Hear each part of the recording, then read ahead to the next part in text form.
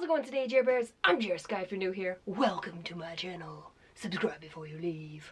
Today we're going to do how to read a book in 15 minutes because I keep telling you guys to go check out the Tai Lopez video, how to read a book in 10 minutes, and fuck that. I'll make my own video, how to read it in 15 minutes, because honestly, I need a little bit more time than that. So I have two books here. We're going to probably just do this one. I think this one might even be easier. I haven't looked at these. I just picked these up from the library today. Have not read these at all. I don't really know what they are. They're just stuff that I came across on Amazon and then see if I can get it free from the library. And so let's talk a little bit about why reading a book in like 15 minutes is important. It's important because the goal in life is to learn as much as possible, to grow, to change, to advance your things, to figure out your problems, find the solutions, figure out how to be a stronger person, healthier, happier person. And if you're only reading one book a year or anything, you're not going to get as much information. Reading every single word of a book is not that important. Why? Because books are made to make money. If this book was 20 pages, do you think people would have paid, what's the price on this one? Do you think people would have paid $26 for a book that was like 30 pages? Probably not. Even if it was like jam-packed with the like perfect information. People like a story, they like a little bit of fluff and duff and da-da-da-da-da. So books are usually, especially like self-help books, are a lot of fluff, but there's one main central idea. So this one is called Nudge, Improving Decisions About Health, Wealth, and Happiness. This is all just about, so if we take into consideration what is on the cover right here, we've already learned something. Nudge. Improving decisions about health, wealth, and happiness. So to improve all these things, decisions, nudge implies a little boost. It doesn't imply like shoving forward, going full force overnight. It's like a little actions. That's what we're already learning from this. It's like taking in what you are seeing from the book already. There's so much already told there. That's why people pick up the books. Then you're also going to want to read the back. How often do you read a book that is both important and amusing, both practical and deep? This gem of a book, damn thing is there, I can't read it. Behavioral economics, it's a must read, working better and improve. And then there's some reviews here. Nudge won't nudge you, it'll knock you off your feet. This book is terrific. It'll change the way you think about the world around you and some of its bigger problems, but also about yourself. It's engaging, informative, thoroughly delightful. So the reviews aren't that helpful. So they're not that important. Then we'll take, actually, you know what? I forgot to hit the stopwatch. So I'm just going to set that. We already started, but we're just going through it. So improving your stuff. So discussion of how we can do this. Okay, every day we make decisions on topics ranging from personal investments to schools, for our children, the meals we eat, causes we champion. Fortunately, we often choose poorly. The reason the author explains that is being human, we're all susceptible to various biases that can lead us to blunder. There you go. Various biases that you just grow up with that makes mistakes. Our mistakes make us poorer and less healthy, and we often make bad decisions involving education, personal finance, healthcare, mortgages, credit cards, family, and even the planet itself. So they show by knowing how people think, we can design choice environments that make it easier for people to choose what is best for themselves, their families, and their society. Okay, cool. So that gave us quite a bit of information. Is that you're deprogramming yourself. You're deprogramming yourself from things growing up that just are inherently built in from where you were, who raised you, and everything. Then we are going to look at the table of contents. I know. I used to always skip this, but apparently there's a lot of information here. So here, part 1, humans and econs, biases and blunders. So we know that's what causes us to have some issues. Resisting temptation, following the herd. So since there's a thing about following a herd, it probably means you shouldn't do what everybody else does, right? Boom.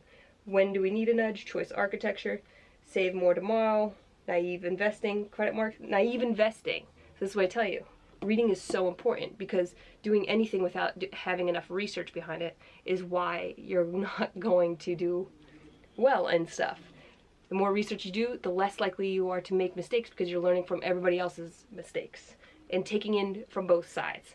I always try to like tell you guys that because I did grow up as a meat eater, and So I had heard all that stuff, and then I learned the vegan stuff, and I weighed the two things on both sides, and no contest. Like, vegan was the right choice because it was what I inherently believed and just fought against every single day and like ignored, so I didn't have to do it.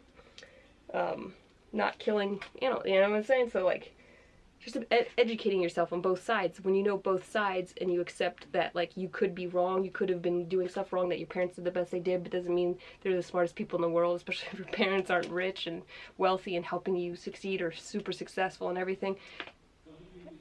You don't want to just do exactly what they did. Okay, privatizing Social Security, let me see, prescription drugs, Part D for daunting, how to increase organ donations, so some of this is a little weird, for health, freedom, improving school choices, should patients be forced to buy lottery tickets, privatizing marriage, extensions and objections, a dozen nudges, objections, the third real weight. Some of this, not helpful at all. Okay, there's some acknowledgements, I'm probably going to skip that.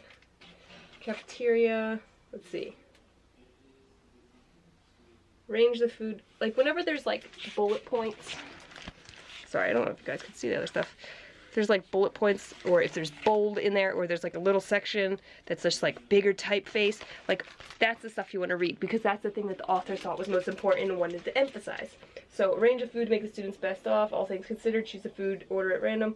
So this must be the example. Honestly, it's not that important. If all things this is bigger type. If all things considered, you think that Carolyn should take the opportunity to nudge the kids towards food that is a better option for them, that is better for them. Option 1. Then we welcome you to our new movement, libertarian paternalism. So there you go. That is libertarian paternalism, is that you take the opportunity to nudge, so you never force your kids to do stuff. You let them make the right choice. And that's like the vegan thing. Like, I'm not forcing you to go vegan, but I'm saying, hey, take a look. Human and why nudges can help. Those who reject paternalism often claim that human beings do a terrific job making choices. If not terrific, certainly better than anyone else would do. And just skim over stuff.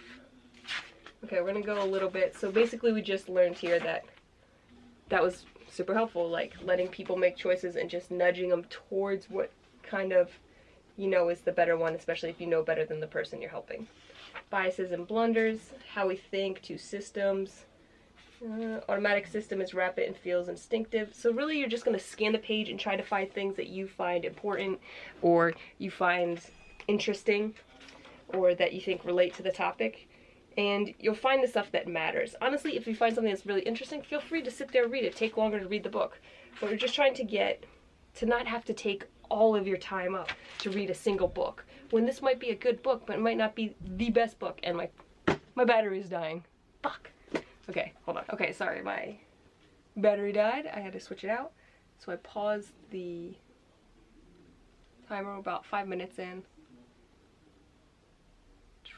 I was trying not to have to edit this video, and so far I'm gonna have to. Okay, skip through some of this. Doesn't feel that important. Optimism and overconfidence. Usually at the end of any little section, that's where you sum stuff up. Remember when you were writing in school, the end paragraph was supposed to sum up everything, so you can skip all this. Unrealistic optimism is a pervasive feature of human life, characterizes most people in social categories. When they overestimate their personal immunity from harm, people may fail to take a sense of preventative steps. If people are running risks because of unrealistic optimism, they might be able to benefit from a nudge. In fact, we have already mentioned one possibility. If people are reminded of a bad event, they might not continue to be so optimistic. I don't like that advice at all. I think it's better to be more optimistic than, that's the whole... So just because you find a book doesn't mean you have to agree with everything in it anyways. Let's see.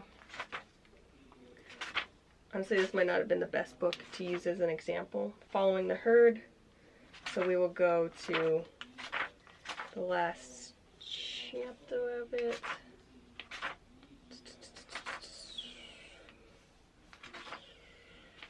Jesus Christ. Okay.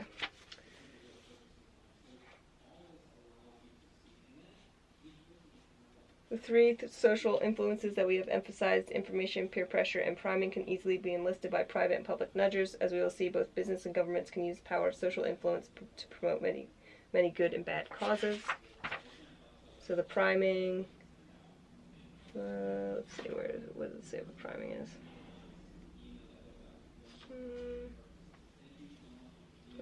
Objects characteristic of business environments such as briefcases, boardroom tables make people more competitive, less cooperative, and less generous. Smells matter too. Mere exposure to the scent of an all-purpose cleaner makes people keep their environment cleaner while they eat. Crazy. When do we need a nudge? Benefits now. Degree of difficulty. Knowing what you like. Ugh, this book is boring. What can be done to help? Let's see. Many markets, firms will be competing for the same consumers, but will be offering products that are not merely different, but that directly oppose each other. Some firms sell cigarettes, others sell products that help you quit smoking, some firms sell fast food. What the fuck is this talking about? This is fucking libertarian, paternalist. We prefer to nudge, and we are keenly aware that governments are populated by humans. Choice architecture. Honestly, I don't like this book. Even if I were to read more of this, I'm not interested in this. This might not have been the best book. I mean, sometimes I just get stuff that's recommended based on other books, so I have no idea what the fuck I'm getting. Nudges.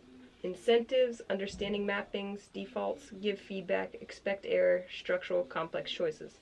There we go. That's probably the most important thing in the book. Is this like, what is this, anagram or something? I don't know if that's right. Incentives. There we go. Incentives, understanding, mappings, defaults, give feedback, expect error, structure, complex choices. Probably applies to everything. So the money chapter is that humans, different, save more tomorrow.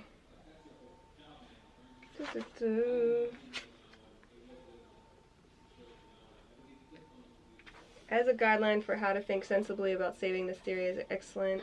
The standard economic theory of saving for retirement is both elegant and simple. People are assumed to calculate how much they are going to earn over the rest of their life to figure out how much they would need. Exactly. People do not do this. For most of their time on Earth, humans do not have to worry much about savings or retirement because most people did not live long enough to have much of a retirement period. Let's see. So what do we do? Are people saving enough? No, I can already tell you that. No. So how can you make savings automatic? Alternative is to adopt automatic enrollment. Here's how it works. When an employee first becomes eligible, she fills a form that she will be enrolled in the plan. Oh, so I guess it says a boss to help make choices for them?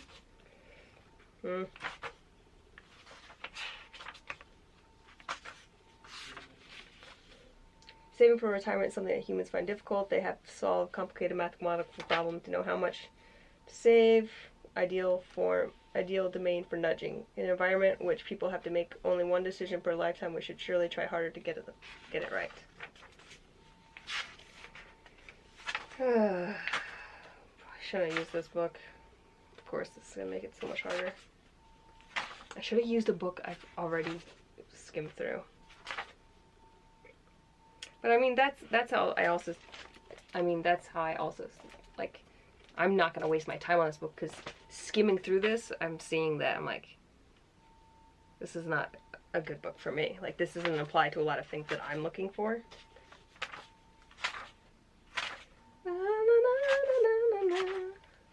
So let's go to the end. So you skim through it, see if there, I'm going to actually show you an example of a book that is way more mapped out and easier for this to do. Like, newer books tend to have this issue. I don't even know when the fuck this book was made.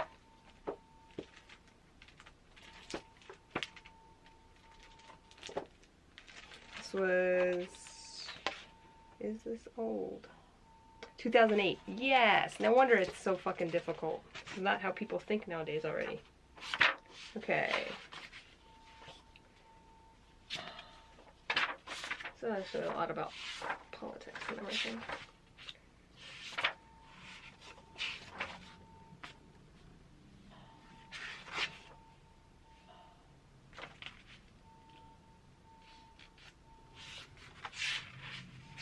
So who would oppose nudges? We are aware of the hard line.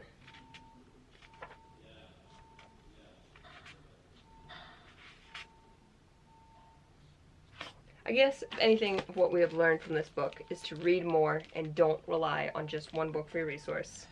Just little bits. Little bits help. You don't have to read the whole book to know or to learn something. What do we learn from this? It's not that good a book. Alright, I'm going to show you this book because this book is awesome. And if you haven't read the first one, You Are a Badass, like, this is such a fucking amazing book. So when we open this, same thing. You Are a Badass. Oh, so we went through that last book in 12 minutes. There you go. 12 minutes of that book. I wouldn't have wanted to read that for hours and hours and hours, right? We didn't really get much out of that one. It wasn't very good. Okay, so this book you can already see. You're a badass at making money. Let's see, what are things?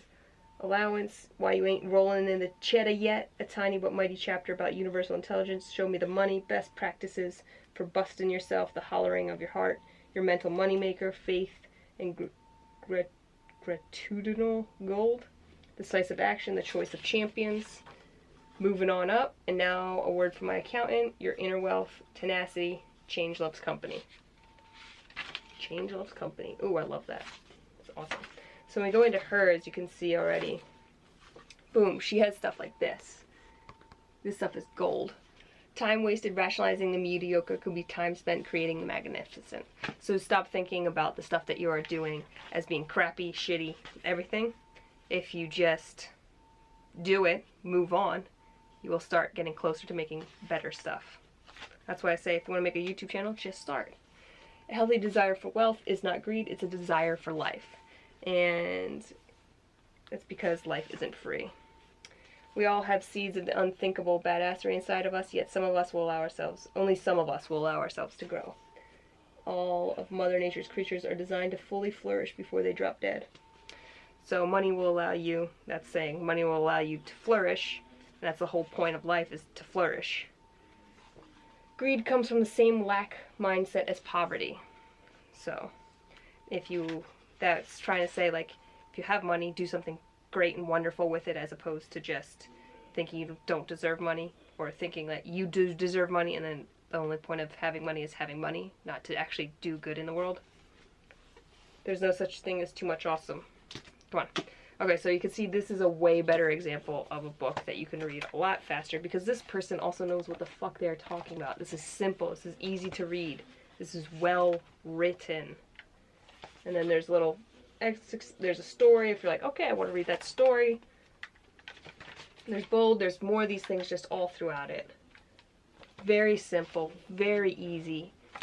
I mean, you already learned stuff like, shouldn't feel bad about having money, because money is how you live and how you flourish and how you can do great in the world. And how much more did we learn out of this in 2 minutes than we did trying to read this fucking book? Right? So when you get a book, if you do buy it, maybe just do a quick skim through, quick flip through a little bit when you go about to buy a book. And if you see if they have those bullet points, if they have like sections of bold. Let's see, I bet you he has bold stuff too. So this is Russell Brand's book. So yes, if you're like me, you'll begin to see that you have learned to live with dissatisfaction, always vaguely aggrieved, believing there's nothing better out there for you. There is. So this is about freedom from your addictions. So breaking your addictions. Could you not be fucked? Like, this is, you can see this person, these people know more what they're talking about. It's simpler, it's easier, it makes sense. Bullet points. It's much easier to get through. And obviously, of course, if you want to read the stories and you want to read all that stuff, you can spend more time on a book. But that's to keep you from wasting your time getting bogged down. If you pick up a book like this, actually, I was like, I shouldn't have used this book. I think it was great that we used this book. Sorry. My feet fall asleep. I think it was great we used this book because you saw it wasn't very well mapped out. It was a lot of verbiage, a lot of like, not making it simple for your reader, not making it easy. It's supposed to be a self-help book, but it's not very good. So it is good that we read this. So that way you see the difference of like, when you pick up one of these books, you open this one up and there's nothing in here. There's no bullets. It is not easy. You pick up one of these books, you see these big bold things of important things the author found important or more meaningful or something in it. The 5-point guide to the cycle of addiction, pain, using an addictive agent like alcohol, food, sex, work-dependent relationships to soothe and distract, temporary anesthesia or distraction, consequences, shame, guilt, leading to pain or low self-esteem. So, you always want to read the front. You always want to read the inside cover if you do happen to have the hardback book. You want to read the table of contents to see kind of what you're going to be gearing up for. You read the table of contents. And you always want to check out the back, because sometimes it sums up a lot of the book in it for you too. Recovery. Look at, there's the 12 steps. There you go. Are you a bit fucked? Could you not be fucked? Are you on your own going to unfuck yourself? Write down all the things that are fucking you up or have ever fucked you up. Don't lie. Leave anything out. Very simple. Very easy. So when you pick up self-help books, look in there, skim through there real quick. See if they're easier. It's going to be easier on your brain, so you don't have to sit there and try to read and take it all in like this fucking thing. So I hope that helps you guys to read a book a lot faster, get a lot more information out of it. We spent about 18 minutes on those reading, and we read through one book. We got something really good out of the money book, and we also learned a bit about addiction. And you see how much faster we pulled information out of those two books. They're also newer, so it's not to fault the other book, but it is older. It's just not functioning how we are functioning now as a society, of taking in those bits of information a lot quicker, a lot faster. So don't ever, if anybody tells you that that is not reading a book, you skimming through this and getting the points out of it and feeling empowered and motivated and confident, like, how many fucking books have they read this year? I've read 85 books this year. I'm gonna count that as 86 because I know for a fact I don't fucking like that book now. 86 books this year. How many fucking books have they read? Don't ever let somebody tell you you haven't done something right. Because if you feel like what you have done is how you wanted to do it, you felt you got something out of it, you learned something from it, it doesn't matter if you did it right or wrong. It functioned as a positive thing in your life. So I feel like that was helpful, and hopefully you learned how to read a book in 15 minutes, what kind of books to look for, like how to pull them off, so that way you're not wasting more of your time. If you want to like really fill up your brain and really become very successful and push yourself further in life and have a lot more confidence, because I know hearing some of the things that are so cliche, like seems silly, like you can do it, if I can do it, you could do it, or like you can't do anything if you try to do everything. Gold. Gold. You're like, fuck, that means I need to focus and I need to pick something to focus on. If I'm trying to do everything, obviously I'm not going to be good at it. So I hope that helps, and you see just how simple it can be to read nonfiction, you know, self-help books. Super, super easy. And stop making it so hard on yourself. Stop forcing yourself to read all the words. You don't have to, especially books you don't like, don't finish. That's the point. If you don't like it, move on, because don't let one book ruin your future education of reading. It's important. Reading is important. It's how you get ahead in life. It's how you take in knowledge. That's how we share our knowledge. Take it in. And yes, we have videos too, but sometimes the videos are long and we talk and talk and talk. Alright guys, I hope you guys liked this video. If you did, give it a thumbs up. Put some comments in the comment section below. If you have any other tips for speed reading. Well, actually, this wasn't a speed reading video. This is just like how to quickly take in some information from a book. Speed reading, I think, is different because you are still reading most all of it. So look into speed reading too if you're interested in that. I personally don't know. The more you read, the faster you'll get at it. It's just practice. It takes practice. Some people are naturally a little bit faster at it. We don't know why. Could be different ways they were raised. They read more as a kid, you know. Practice. Practice makes perfect. Not perfect, because nobody's perfect. But practice makes things easier. You get better at it. You get more confident. Better. Okay? Alright. Alright. If you haven't subscribed, hit that subscribe button. I'm Jera. Sky's the limit. Woo!